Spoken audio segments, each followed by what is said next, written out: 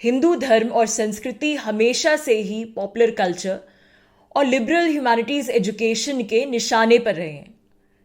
फिर चाहे वह हमारे धर्म ग्रंथों को तोड़ मरोड़ कर उनमें से जबरन तथाकथित रूप से प्रगतिशील कहलाने वाली वामपंथी कहानियां बनाने की मुहिम हो, या फिर हमारे हिंदू धर्म ग्रंथों को जबरदस्ती एक western paradigm, western critical theory, एक एब्राहमिक लेंस से इंटरप्रेट करने की मुहिम हो। बॉलीवुड तो हमेशा से एक एंटी हिंदू एजेंडा चलाता आया है। जिस प्रकार से हमारी हिंदू संस्कृति की, सभ्यता की, धर्म ग्रंथों की, देवी देवताओं की जो नकारात्मक छवि बॉलीवुड में प्रस्तुत की जाती है, और जिस प्रकार बॉलीवुड हमारी हिंदू संस्कृति और सभ्यता की मजाक उड़ाता आया है, बल्कि अभी भी उड़ा रहा है, उससे तो हम सभी परिचित हैं ही। लेकिन अब इस पूरे गेम प्लान में एक नए खिलाड़ी की एंट्री हुई है, और वो है वेब सीरीज। दोस्तों, यूं तो ये कोई नया विषय नहीं है। पिछले कुछ वर्षों से इस विषय ने तेजी पकड़ ली है कि किस प्रकार से जो अमेजॉन प्राइम, नेटफ्लिक्स पर आदि पर जो वेब सीरीज आ रही हैं, वो किस प्रकार से एक एंटी हिंदू और एक एंटी भारतीय संस्कृति एजेंडा चला रही है, भारतीय संस्कृति विरोधी एजेंडा चला रही है। और यूं तो इस पर बहुत कुछ कहा जा चुका है, बोला जा चुका है, लिखा जा चुका है कि किस प्रकार से ये वेब सीरीज हमारी भारतीय संस्कृति की सीधे जड़ों पर चोट करती हैं, कि जो हमारी भारतीय संस्कृति का जो स्ट्रक्चर है भारतीय समाज का, उसको पूरी तरह से तहस नहस करने की एक मुहिम चलाती हैं, उसके विरोध में एक प्रोपोगंडा चलाती हैं। और विशेष करके जो हमारा भारतीय फैमिली यूनिट है, जो हमारे परिवार की व्यवस्था है, परिवार की व्यवस्था की नींव को ये ध्वस्त करने की कोशिश करती है, और हमारी परिवार की व्यवस्था की जड़ों को ये पूरी तरह अटैक करती हैं, ताकि भारतीय समाज पूरी तरह से तितर बितर हो जाए, परिवार की व्यवस्था नष्ट हो जाए, और भारतीय समाज में एक प्रकार से पूरी तरह अराजकता फैल जाए। तो ये कोई नई बात नहीं है, ये वेब सीरीज जिस प्रकार से चीज़ें करती आई हैं। लेकिन आज मैं एक विशेष वेब सीरीज के बारे में बात करना चाहूँगी, और इसका नाम है made in haven. Made in haven web series Amazon prime पर इसका हाल ही में सीजन 2 रिलीज हुआ है, और जोया अख्तर ने ये वेब सीरीज बनाई है, जो कि बॉलीवुड की मशहूर डायरेक्टर हैं जोया अख्तर।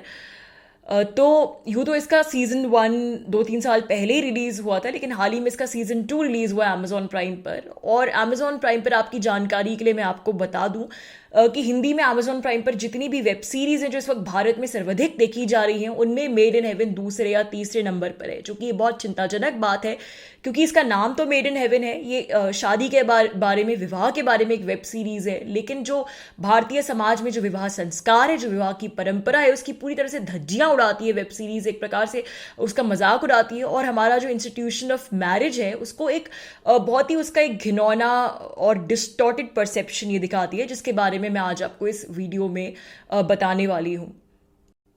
तो अमेजॉन प्राइम और नेटफ्लिक्स आदि पर स्ट्रीम होने वाली ये वेब सीरीज जिस प्रकार से हमारे भारतीय समाज में एक धीमा जहर घोल रही है, ये एक बेहद चिंताजनक बात है। लेकिन इससे भी ज्यादा चिंताजनक बात यह है कि इस विषय को जितनी गंभीरता से हमें लेना चाहिए, हम उतनी गंभीरता से शायद उसे ले नहीं रहे। हम अभी भी इस बात को हल्के में ले रहे हैं कि एक आध वेब सीरीज भला हमारे भारतीय समाज का क्या बिगाड़ लेंगी, और शायद हम ओवर रिएक्ट कर रहे हैं। लेकिन हम ओवर रिएक्ट नहीं कर रहे हैं, क्योंकि ये वेब सीरीज जो हैं, ये सिर्फ युवा वर्ग को टारगेट नहीं करती, सिर्फ युवा वर्ग को इन्फ्लुएंस नहीं करती, बल्कि समाज के सभी तबकों के लोगों को, सभी एज ग्रुप्स के लोगों को ये वेब सीरीज इन्फ्लुएंस करने का मादा रखती हैं। चाहे वो बच्चे हों, बुजुर्ग हों, मिडिल एज लोग हों, टीनेजर्स हों, या फिर युवा वर्ग हो, समाज के हर वर्ग में ये वेब सीरीज एक धीमा जहर घोल रही हैं, और हमारे समाज की, भारतीय समाज की पूरी परिकल्पना, पूरे ढांचे को ये वेब सीरीज जो हैं वो परिवर्तित करना चाहती हैं, उसे एक तरीके से डिस्ट्रॉय करना चाहती हैं। हमारी आंखों के सामने ही हमारे समाज का एक ऐसा घिनौना चलचित्र प्रस्तुत किया जा रहा है, जिसका हमारे समाज के सरोकारों से, हमारा समाज वास्तविकता में कैसा है उससे उसका किंचित मात्र भी लेना देना नहीं है। यानी कि एक झूठा चलचित्र प्रस्तुत किया जा रहा है हमारी आंखों के सामने हमारे समाज का, और हमें हमारा गला पकड़ के, गर्दन पकड़ के जबरन ब्रेन वॉश किया जा रहा है कि देखो यही तुम्हारी वास्तविकता है, कि तुम किस प्रकार से एक घिनौने मूल्य विहीन समाज हो, जो कि संस्कारों का दिखावा करते हो, संस्कारों का ढकोसला करते हो। तो हमारे ही समाज का मनगढ़ंत एक घिनौना चलचित्र हमारी आंखों के सामने प्रस्तुत किया जा रहा है, और हमें जबरन गला पकड़ के ब्रेन वॉश किया जा रहा है कि यही तो तुम्हारी वास्तविकता है, यही तो तुम्हारी रियलिटी है। और प्रोपोगंडा का ये सबसे एक जिसे कहते हैं पोटेंट टूल है, सबसे बड़ा तरीका है प्रोपोगंडा करने का कि आपको जिस समाज में जैसी लोगों की आदत डालनी हो, जिस समाज को आपको डिस्ट्रॉय करना हो, तो वहाँ लोगों को आप ऐसी घृणित चीज़ें इस प्रकार से दिखाओ कि जैसे उस समाज में वही तो घटित हो रहा है, और लोगों को बार बार आप झूठ बोलो ताकि लोगों को यकीन हो जाए कि हाँ, हम तो अभी तक किसी मुगालते में जी रहे थे, वास्तविकता में हमारा ये समाज इतना घृणित है। मैं आपको एक उदाहरण के माध्यम से इसे समझाने की चेष्टा करती हूँ। तो मान लीजिए कि कोई किसी समाज को नशे की आदत, नशे की लत डलवाना चाहते हैं। तो नशे की लत कैसे डलवाएगा? जाहिर सी बात है कि वो कन्विंस तो करने की कोशिश करेगा नहीं उन्हें लॉजिक के माध्यम से, विवेक के माध्यम से, क्योंकि लॉजिक के माध्यम से तो कोई किसी को कन्विंस नहीं कर सकता कि नशा करने से क्या फ़ायदा होता है, क्योंकि नशा करने से कोई फ़ायदा नहीं होता। इसीलिए इसका एक दूसरा तरीका इसके लिए इस्तेमाल किया जाता है। सॉफ्ट प्रोपोगंडा के माध्यम से लोगों को झूठे चलचित्र दिखाए जाते हैं, इस प्रकार के मनभावन चलचित्र दिखाए जाते हैं कि जिसमें दिखाया जाता है कि नशा करने से युवा पीढ़ी कितनी प्रोग्रेसिव बन रही है और वो कितनी मस्ती से, मज़े से, स्वच्छंदता से जीवन यापन कर रही है, और उसके कितने प्रोग्रेसिव विचारधारा है, विचार शैली है। तो ये सब दिखा के लोगों को बरगलाया जाता है ताकि अंत में लोग कन्विंस हो जाए कि हाँ, नशा करना तो अच्छी चीज़ है। और हमारे आसपास के वातावरण में भी लोग हैं जो कि इस प्रकार की गतिविधियों में लिप्त है और उनका जीवन तो बड़े आनंद से, बड़े मज़े से कट रहा है। तो ये कोई बुरी बात नहीं है, ये बहुत अच्छी बात है। तो यही प्रोपोगंडा एक प्रोपोगंडा का सबसे सशक्त माध्यम है जिसका उपयोग ये वेब सीरीज़ करती हैं जो कि भारतीय समाज में जहर घोल रही हैं। तो अब मेड इन हेवन की कहानी पर आते हुए, मेड इन हेवन कहानी है एक दिल्ली में एक एलीट वेडिंग प्लानिंग एजेंसी की कहानी। करण और तारा नाम के दो लोग, दो दोस्त इस वेडिंग एजेंसी को चलाते हैं, और दिल्ली शहर में जितनी भी एलीट फैमिलीज़ की, जो बहुत नामी गिरामी पैसे वाले परिवार हैं, उनकी जो भी विवाह उनके यहाँ संपन्न होते हैं, उनकी जो भी वेडिंग्स होती हैं, उनको made in heaven agency organise कराती है। और वेब सीरीज़ के दोनों सीजन्स में जो हर एपिसोड है इस वेब सीरीज़ का, प्रत्येक एपिसोड एक विवाह पर केंद्रित होता है, यानी कि उसकी पूरी कहानी आपको बताई जाती है कि किस प्रकार से लड़का लड़की मिले, क्योंकि सारे विवाह इसमें प्रेम विवाह ही होते, कोई अरेंज मैरिज नहीं होती। तो आपको पूरी बैकग्राउंड स्टोरी बताई जाती है कि किस प्रकार से लड़का लड़की मिले और उन्हें एक दूसरे में क्या पसंद है, वो किस प्रकार के फैमिली बैकग्राउंड से आते हैं। फिर कोई ना कोई कॉन्फ्लिक्ट, कोई ना कोई कॉन्ट्रोवर्सी हर एपिसोड में होती है, जो कि एपिसोड के अंत में या तो रिजॉल्व हो जाती है या फिर वैसे ही बनी रहती है। तो कुछ इस प्रकार का स्ट्रक्चर है made in haven web series का। अब यूँ तो ऊपर से देखने में, सुनने में हमको लग रहा है कि इसमें तो कोई खास बात नहीं है, ये कोई विशेष बात नहीं है, ये तो एक बहुत ही नॉर्मल सी शादी के बारे में वेब सीरीज़ है, जिस प्रकार से बॉलीवुड में भी मूवीज़ बनती है शादी के बारे में। लेकिन जब आप इस वेब सीरीज़ को देखेंगे तो आपको पता चलेगा कि विवाह की आड़ में किस प्रकार से ये भारतीय विवाह संस्कार को और हिंदू धर्म को पूरी तरह से डिस्टॉर्ट करती है, और बहुत ही एंटी हिंदू एजेंडा इस वेब सीरीज़ का, जो कि लुका छिपा भी नहीं है, बिल्कुल इन योर फेस है। तो चूंकि मैंने इस वेब सीरीज़ के दोनों सीजन्स देखे हैं, तो मैं जो भी बात करूंगी दोनों सीजन्स को मिला के मैं उदाहरण दूंगी। सबसे पहली समस्या जो made in haven web series में है वो ये है कि इसमें जितने भी विवाह दिखाए गए हैं, जितने भी हिंदू विवाह दिखाए गए हैं, कोई हिंदू विवाह ऐसा नहीं है, दोनों सीरीज़ को मिलाकर मैं बात कर रही हूँ, जिसमें कोई ना कोई कंट्रोवर्सी ना हो, और जिसमें जो हिंदू परिवार के लोग हैं उनमें कोई ना कोई अवगुण ना हो। यानी हिंदुओं का एक बहुत ही सतही, वन डायमेंशनल पोर्ट्रेल किया गया है, उनको एक प्रकार से राक्षसों की तरह, विलेन के रूप में हिंदुओं को चित्रित किया गया है। आप जितने भी वोक एजेंडा के समस्याएं ले लीजिए, सब मसाला इसमें है। चाहे वो सेक्सुअल अब्यूज़ हो, या फिर रंग भेद हो, या फिर कास्ट डिस्क्रिमिनेशन हो, कोई भी, या फिर वायलेंस को जस्टिफाई करना हो, कोई भी ऐसी समस्या नहीं है जो आपको किसी हिंदू वेडिंग में नहीं दिखेगी, और कोई भी ऐसे हिंदू कैरेक्टर्स नहीं है कहीं भी जो कि उस समस्या को जस्टिफाई ना कर रहे हो। कोई, हर हिंदू वेडिंग का जो भी एपिसोड है, हर एपिसोड में कोई ना कोई कॉन्ट्रोवर्सी ज़रूर है। इसके विपरीत विशेष करके पहले सीजन में आपको बात देखने को मिलेगी कि जितनी भी जिसमें जितने भी क्रिश्चियन किरदार हैं या मुस्लिम किरदार हैं, क्रिश्चियन और मुस्लिम वेडिंग्स भी दिखाई गई हैं विशेष करके पहले सीजन में, वो आपको बिल्कुल जिसे कहते हैं कि दूध के धुलवे दिखाई जाएंगे, उनमें कोई समस्या नहीं है। वो बहुत ही प्रोग्रेसिव हैं, अच्छे विचारों के हैं, मॉडर्न हैं, बहुत ही खुले विचारों के हैं, और उनकी जो विवाह होता है उसमें भी कोई समस्या नहीं आती। अगर दिक्कत आती है तो वो भी हिंदुओं की तरफ से आती है, उनकी तरफ से कोई दिक्कत नहीं आती। तो ये वन डायमेंशनल बिल्कुल पोर्ट्रेल दिखाया गया है, जिसमें हिंदुओं को हर प्रकार के अवगुणों से ग्रस्त दिखाया गया है। हिंदू समाज को दकियानूसी, बैकवर्ड, कास्ट डिस्क्रिमिनेशन प्रैक्टिस, मतलब जितने भी स्टीरियोटाइप्स आप देख लीजिए, बहुत ही सतही चित्रण है हिंदू समाज का। तो मैं आपको उदाहरणों के माध्यम से समझाती हूँ। पहली सीरीज में एक एपिसोड है जिसमें एक राजस्थानी रॉयल वेडिंग दिखाई गई है और हिंदू परिवार है, बहुत बड़ा रजवाड़ा टाइप का परिवार दिखाया गया है। तो उसमें जो लड़की का पिता है, जो दुल्हन का पिता है, फिर उसमें ये ज़बरदस्ती एंगल डाला गया है कि मेड इन हेवन की तरफ से एक मेहंदी वाली लड़की है, दुल्हन का पिता उसको मॉलेस्ट करता है, सेक्सुअली उसको अब्यूज़ करता है। और सिर्फ यही नहीं, जो दुल्हन है, जिस लड़की की शादी होने वाली है, वो इस घटना को दबा देती है कि ये घटना किसी के सामने ना आ जाए और अपने पिता के खिलाफ, अपने पिता के विरोध में नहीं बोलती। तो किस तरीके से एक हिंदू फैमिली को एक स्टीरियोटाइप करके चित्रित किया गया, जबकि वास्तविकता में ऐसा कुछ भी नहीं होता कि ऐसा कोई स्पेसिफिक ट्रेट हिंदुओं का, ये तो किसी की भी फैमिली में हो सकता है।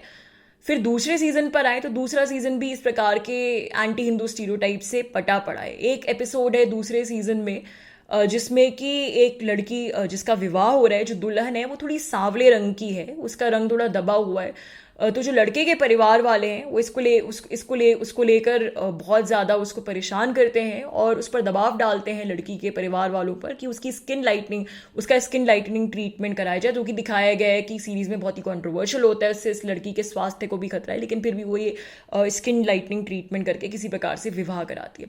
फिर एक से बढ़कर एक एपिसोड है सीजन 2 में। एक फैमिली दिखाई गई है, हिंदू फैमिली इस प्रकार की कि जो बॉयफ्रेंड है लड़की का, वो मतलब जिससे उसका विवाह होने वाला है, वो उसको शारीरिक रूप से बहुत प्रताड़ना देता है, उस पर बहुत ही वायलेंस इन्फ्लिक्ट करता है।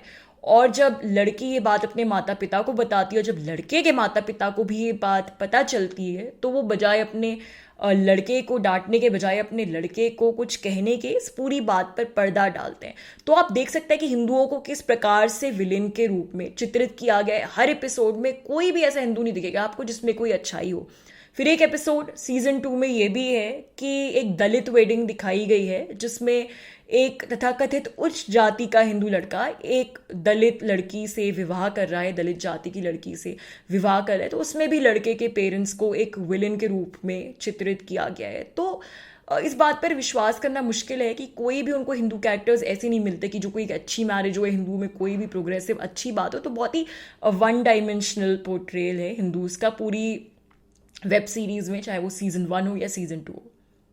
दूसरी समस्या मेड इन हेवन में ये है कि कहने को तो ये वेब सीरीज विवाह के बारे में है, लेकिन विशेष करके सीजन 2 में आपको 2-3 एपिसोड छोड़ के कोई भी ऐसा एपिसोड नहीं दिखेगा, कोई भी ऐसी कहानी नहीं दिखेगी जहाँ पे आपको हिंदू विवाह के रीति रिवाज, हिंदू विवाह की मान्यताएं, परंपराएं, संस्कार दिखाए जा रहे हों कि भाई किस प्रकार से हिंदू विवाह संपन्न होता है, क्या रीति रिवाज होते हैं। यहाँ तक कि 7 फेरे भी नहीं दिखाई जाते बहुत सी वेडिंग सेरेमनीज में। बहुत ही अजीब सा विवाह आपको दिखाया जाता है। आपको लगता है देख के कि ये शादी हो रही है या क्या हो रहा है। मतलब इस प्रकार से लोग ना तो दूल्हा दुल्हन की कोई पारंपरिक वेशभूषा होती है, बल्कि पारंपरिक तो छोड़िए, वो लहंगा भी नहीं पहनते, बल्कि इस प्रकार की कॉकटेल ड्रेसेस पहन के ऐसा लगता है कि आप किसी कॉकटेल पार्टी में या फिर न्यू ईयर्स पार्टी में आपने कदम रख दिया गया और ये बल्कि एक वेडिंग सेरेमनी, एक विवाह संस्कार कहाँ से है।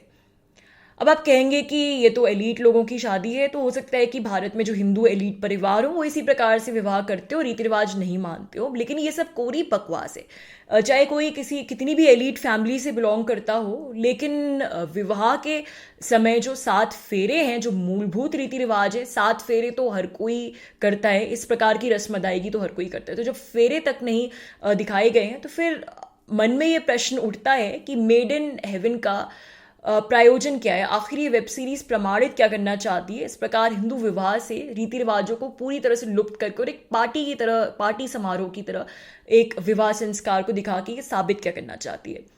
मुझे लगता है ऐसा करके ये एक एंटी हिंदू एजेंडा चला रही है और ऐसा करके ये हिंदू वेडिंग्स को सेक्युलराइज करना चाहती है, उनको एक सेक्युलर जामा पहनाना चाहती है, जिससे देखने वाले लोगों को ये लगे कि अच्छा हिंदू, सेक्युलर हिंदू, मॉडर्न हिंदू वही है जो पूरी तरह से अपनी जड़ों से कट जाए, जो कि कोई भी अपने रीति रिवाज, परंपराएं ना माने और एक प्रकार से लोगों को ये दिखा के ब्रेन वॉश करना चाहती है कि जो मॉडर्न प्रोग्रेसिव हिंदू हैं वो पूरी तरह से सेक्युलर है। उनके सेक्युलर होने का प्रमाण ये है कि वो बिल्कुल भी अपनी दकियानूसी, कोट एंड कोट, जो कि मेड इन हेवन सोचती है, अपनी कोट एंड कोट दकियानूसी परंपराओं में बिल्कुल भी ये लोग बिलीव नहीं करते, विश्वास नहीं करते। तो पूरी तरह से एक एंटी हिंदू वोक एजेंडा यहाँ पर चला रही है मेड इन हेवन।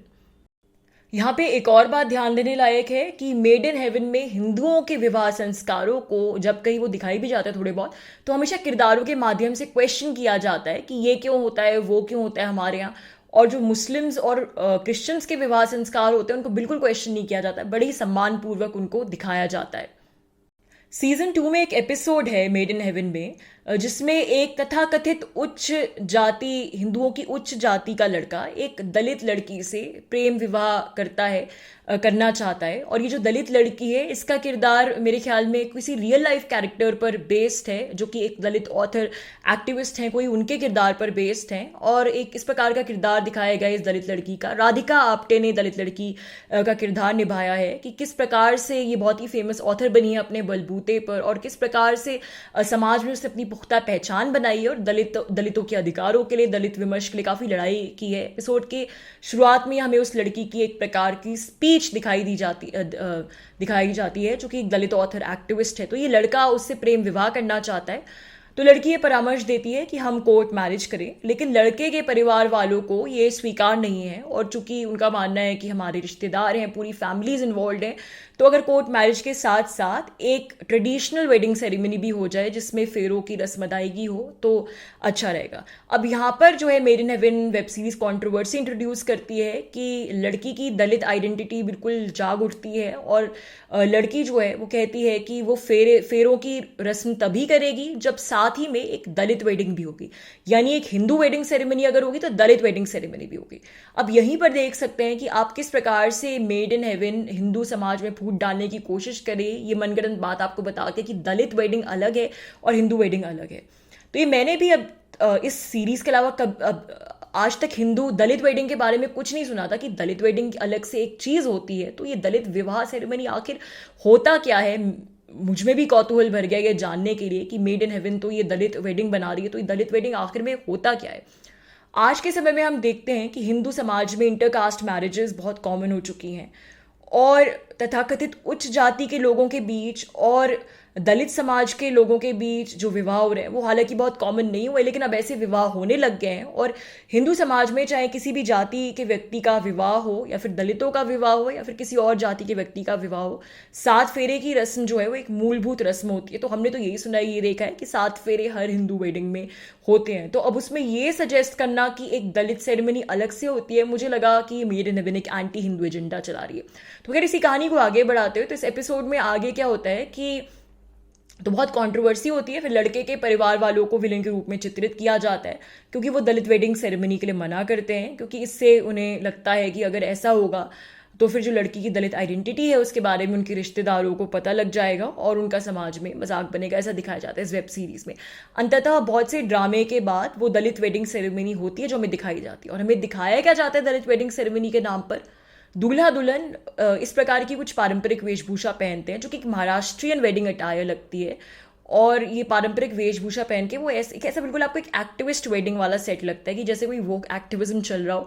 वहाँ पर वो BR अम्बेडकर और बुद्ध की फोटोज के आगे कैंडल्स जलाते हैं, मोमबत्तियां जलाते हैं। तो ये हमें दिखाई जाती है कि दलित वेडिंग है। तो अब ये सब सीन्स देखकर ही आपको पता लग जाएगा कि यहाँ पर किस प्रकार का वोक एजेंडा चल रहा है, एंटी हिंदू एजेंडा चल रहा है। यानी दलित वेडिंग के नाम पर एक किसी भी प्रकार के एक पॉलिटिकल एक्टिविज्म उसमें ज़बरदस्ती घुसाया जा रहा है। दलितों को हिंदुओं से अलग थलग करने की कोशिश की जा रही है, हिंदू समाज में फूट डालने की कोशिश की जा रही है मनगढ़ंत दलित वेडिंग सेरेमनी बना के कि हिंदू अलग है, दलित अलग है। और कन्वर्जन के लिए भी इस प्रकार से ये ग्राउंड प्रिपेयर किया जा रहा है। हिंदू समाज में दलितों की स्थिति अभी भी अच्छी नहीं है, और इस बात को कोई नहीं नकार रहा है, न नकारना चाहिए। लेकिन ये बात भी सच है कि हिंदुइज्म ने अपने अंदर बहुत इंटरनल रिफॉर्म की, और इंटरनल रिफॉर्म अभी भी जारी है। तो इसीलिए जो दलित का इशू है, इसको इस प्रकार से एक प्रोपोगंडा के रूप में इसका इस्तेमाल करके और इसको पॉलिटिकली मैनिपुलेट करके हिंदू समाज में फूट डालने के लिए इसका एक प्रोपोगंडा के रूप में इस्तेमाल करना, ये मुझे बिल्कुल तर्कसंगत नहीं लगा। और यही चेष्टा made in haven web series करती है इस पूरे एपिसोड में। आप खुद देखेंगे इस पूरे एपिसोड को तो ये बहुत ही डिस्टर्बिंग एपिसोड है। मेड इन हेवन के दूसरे सीजन में, हालांकि मैंने शुरुआत में कहा कि मेड इन हेवन सिर्फ हिंदुओं का वन डायमेंशनल पोर्ट्रे करती है, लेकिन दूसरे सीजन में मेड इन हेवन ने एक कोशिश की है, या फिर ऐसा दिखाने का कम से कम प्रयास किया है कि जो मुस्लिम समाज है उसमें जिस प्रकार की जो रूढ़ियाँ हैं, कुरीतियाँ हैं, उनको भी हाईलाइट करने की कोशिश की जाए। जैसा कि मैंने कहा कि क्लेम करती है ऐसा, तो दूसरे सीजन में एक एपिसोड है जिसमें कि एक मुस्लिम पुरुष है और उसकी पहले से ही एक पत्नी है, पहले से एक बीवी है, जिसका किरदार दिया मिर्ज़ा ने निभाया है, और उसके बच्चे भी हैं। लेकिन इसके बावजूद भी वो उसे कोई एयर हॉस्टेस मिलती है अंग्रेज़, जब वो ट्रैवल कर रहा होता है कहीं, तो वो उसके बावजूद भी वो दूसरी शादी करने वाला होता है, और उसे इस बात का कोई पछतावा नहीं है, क्योंकि मुस्लिम समाज में पॉलीगमी अलाउड है। मुस्लिम पर्सनल लॉ के अनुसार, मुस्लिम पर्सनल लॉ के मुताबिक ऐसा दिखाया गया इस वेब सीरीज़ में। तो जो उसकी पहली पत्नी है दिया मिर्ज़ा का, जिसने किरदार निभाया है, वो हालांकि बहुत दुखी है, अंदर ही अंदर वो घुट रही है, उसकी घुटन का चित्रण किया गया है, लेकिन फिर भी वो कुछ कर नहीं सकती, क्योंकि लीगली तो वो कुछ कर नहीं सकती, और अगर वो तलाक भी लेना चाहे तो उसे डर है कि उसे उसके बच्चों की कस्टडी नहीं मिलेगी। फिर काफ़ी ड्रामा है, और फिर कहानी अंततः इस मोड़ तक पहुंचती है कि एक तरफ उसका दूसरा निकाह हो रहा है उसके हस्बैंड का, और दूसरी तरफ वो आत्महत्या करने की कोशिश करती है, जो पहली पत्नी है। और किसी तरह से मेड इन हेवन का जो वेडिंग प्लानर है, जो made in haven wedding agency चलाता है, एक करण, वो किसी तरह से उसको बचा के अस्पताल ले जाता है। फिर अंततः हमें दिखाया जाता है कि वो अस्पताल में कैसे निर्णय लेती है, जब वो रिकवर कर रही होती है, कि मैं इसके खिलाफ, पॉलीगैमी के खिलाफ लड़ाई लड़ूंगी, कि मुस्लिम पर्सनल लॉ में ये अबॉलिश होना चाहिए, और हमारे पे दिखा रहे हैं। तो इस तरीके करके सीजन 2 में एक एपिसोड जरूर दिखाया गया। मुझे लगता है इसके पीछे की वजह ये भी हो सकती है क्योंकि इसका जो सीजन 1 था वो इतना ज़्यादा हिंदू विरोधी था, इन योर फेस, कि हो सकता है मेकर्स पर कुछ प्रभाव पड़ा हो, उन पर कुछ प्रेशर हो, तो उन्होंने इस प्रकार से कॉम्पनसेट करने के लिए दिखा दिया। लेकिन ये सिर्फ एक टोकन जेस्चर है, एक पानी की बूंद के बराबर एक पूरी सीरीज में, जिसमें हिंदुओं को जबरन एक विलन के रूप में प्रस्तुत किया गया, और बहुत ही डीह्यूमनाइज चित्रण है हिंदुओं का। तो इस वेब सीरीज में पहली समस्या जिस पर हमने बातचीत की वो है एक एंटी हिंदू एजेंडा जो है। एक है इसका एंटी हिंदू एजेंडा, और दूसरी समस्या जो इस वेब सीरीज की है, जो हमें बहुत सी वेब सीरीज में और भी देखने को मिलती है, वो है एंटी मिडिल क्लास एजेंडा, यानी मध्यम वर्गीय परिवारों को डिस्टॉर्ट किया जाता है। मध्यम वर्गीय परिवारों की जो रियलिटी है उसको बहुत ही डिस्टॉर्ट करके प्रस्तुत किया जाता है, यानी उनकी रियलिटी होती नहीं, वो जो मैं चलचित्र वाली बात आपको बता रही हूँ। तो मेड इन हेवन यूँ तो एलीट वेडिंग्स पर केंद्रित है, और जिनकी वेडिंग्स होती है वो ज़्यादातर एलीट फैमिलीज़ हैं, लेकिन इसमें बहुत से मिडिल क्लास किरदार भी हैं, और इन मिडिल क्लास किरदारों का चित्रण बहुत ही सतही है, बहुत ही वन डायमेंशनल है, कह सकते हैं ह्यूमनाइज किया गया है, और बहुत ही प्रॉब्लमैटिक चित्रण है मिडिल क्लास किरदारों का। जितने भी मिडिल क्लास किरदार, मध्यम वर्गीय परिवारों के किरदार आपको मेड इन हेवन में देखने को मिलेंगे, सभी निहायती लालची, लोभी, स्वार्थी और बिल्कुल इमोरल, जिसे कहते हैं मूल्यविहीन, और सभी को इस प्रकार से दिखाया गया है कि उनको अपनी मिडिल क्लास रूट से शर्म आती है, अपने परिवार से शर्म आती है, और उनका एक ही उद्देश्य है जीवन में कि यदा कदा किसी भी प्रकार से साम दाम दंड भेद से दिल्ली के एलीट समाज का, एलीट वर्ग का वो हिस्सा बन जाए। इसके लिए उन्हें कुछ गलत काम करने में, कुछ इमोरल काम करने में ज़रा भी संकोच नहीं है। ऐसा चित्रण दिखाया गया है मध्यम वर्गीय परिवार के लोगों का मेड इन हेवन में। जो मेड इन हेवन की हीरोइन है, जो मुख्य किरदार है तारा, जो इस वेडिंग एजेंसी चलाती है अपने दोस्त करण के साथ, तारा और करण इसके मुख्य किरदार हैं। तो तारा की कहानी इतनी डिस्टर्बिंग, और तारा को बहुत ही नेगेटिव, नकारात्मक किरदार के रूप में दिखाया गया है। तो तारा एक दिल्ली के मध्यम वर्गीय परिवार से, और पहले सीजन में उसका इतिहास दिखाया गया है कि किस प्रकार से वो एक अति महत्वाकांक्षी लड़की, और अपनी महत्वाकांक्षा को पूरा करने के लिए वो किसी भी हद तक जाने से नहीं चूकती। और जहाँ वो काम करती है, जिस ऑफिस में, जिस कंपनी में, उसका जो मालिक है, उसका बॉस है आदिल खन्ना, वो किस प्रकार से उसको अपने रूप जाल में फंसा कर उसका एंगेजमेंट तुड़वाती है, और बहुत ही ग्राफिकली दिखाया गया है कि किस प्रकार से वो उसके साथ अफेयर चलाती है, और फिर उस अफेयर का एक बाकायदा वीडियो बनाकर ऑफिस में लीक कर देती है, जिससे लोगों को नहीं पता होता कि उसने ये लीक किया है, तो जिससे ये लगे कि उसकी बदनामी हो रही है, और फिर अंततः उस आदिल खन्ना पर, जो उसका बॉस है, दबाव पड़ता है, उसको उससे किसी प्रकार से विवाह करना पड़ता है, और एक बहुत ही बड़ी कंपनी की इतनी बड़ी संपत्ति की वो इस प्रकार से मालिक बन जाती है। तो उसको एक बहुत ही मैनिपुलेटिव किरदार के रूप में दिखाए गए, बहुत ही सतही चित्रण है और बिल्कुल डिह्यूमनाइज किया गया है तारा के माध्यम से मिडिल क्लास को।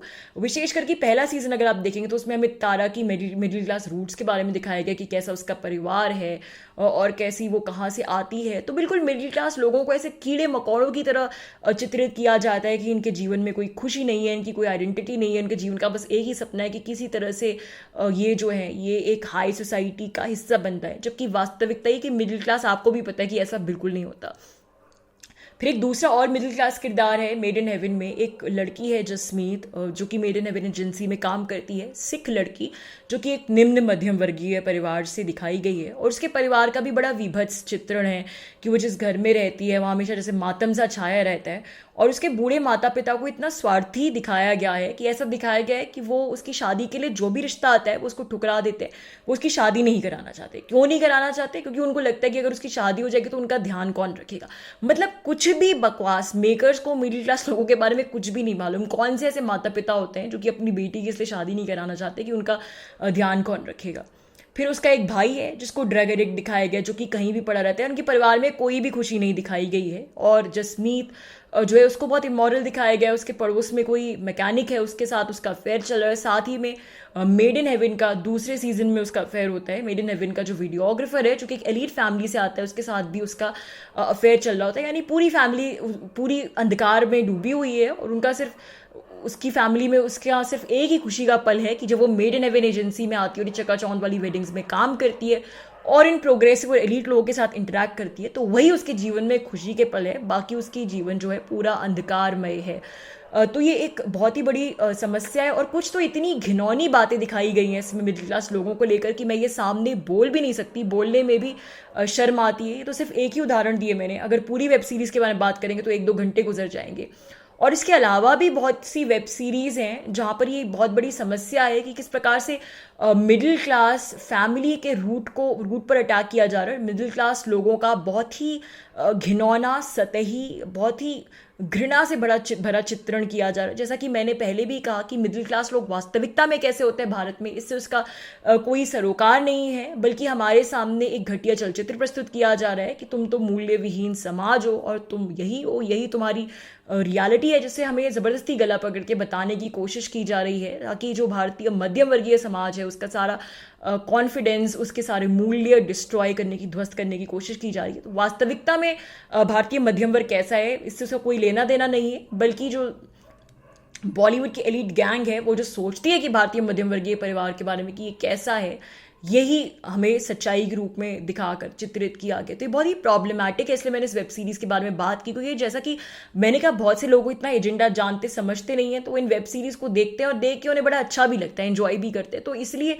लोगों तक ये अवेयरनेस होना ज़रूरी है कि आप में अवेयरनेस है और दूसरे लोगों को भी अवेयर करें। क्योंकि इन वेब सीरीज़ को प्रतिबंधित करना कोई सोल्यूशन नहीं है और ऐसा हो भी नहीं सकता। सोल्यूशन 2 है। सोल्यूशन पहला तो ये कि आप खुद अवेयर हों और इस प्रकार के प्रोपोगंडा में न फंसे, और दूसरा सोल्यूशन ये है कि बहुत से हमारे जो मिडिल क्लास समाज से, हमारे मध्यम वर्गीय परिवारों से बहुत से डायरेक्टर्स हैं जो कि इस बॉलीवुड गैंग को बिलोंग नहीं करते, वो इस प्रकार की वेब सीरीज़ बनाएं जिनमें स्वस्थ मनोरंजन हो और जो कि वास्तविकता में भारतीय मिडिल क्लास की वास्तविकता दिखाएं, उनकी रिस्पेक्ट करें और हमारी भारतीय संस्कृति की, हिंदू धर्म की संस्कृति की रिस्पेक्ट करें, उसे इस तरीके से डिस्टॉर्ट ना करें। तो दोस्तों आज के लिए इतना ही। बहुत जल्द आपसे फिर मुलाकात होगी, तब तक के लिए अनुमति दीजिए। नमस्कार।